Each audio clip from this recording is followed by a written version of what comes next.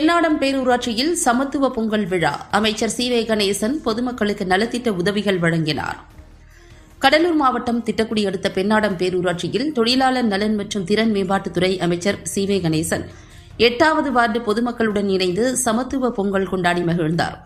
மேலும் பெண்ணாடம் பேரூராட்சியில் 15 வார்டு பொதுமக்களுக்கும் வேட்டி, சேலை போன்ற நலத்திட்ட உதவிகள் வழங்கி பொதுமக்களுக்கு பொங்கல் நல்வாழ்த்துக்களை கூறினார்.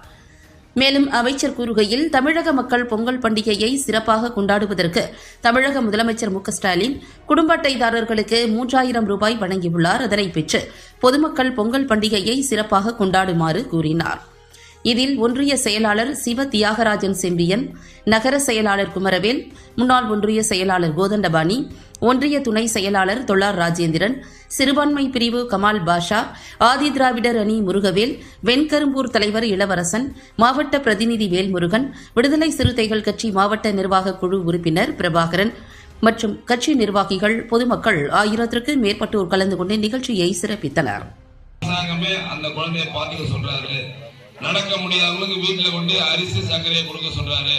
நாம எல்லாம் சந்தோஷமா இருக்கிறதுக்கு நீங்க 3000 ரூபாய் கொடுத்திருக்காரு. எல்லாரும் நம்முடைய முதலமைச்சருக்கு விசுவாசமாக இருக்க வேண்டும் என்று கேட்டு உங்கள் அனைவருக்கும் அன்பு தங்கைகளுக்கு பொங்கல் நல்வாழ்த்துக்கள். அன்பு வணக்கம்.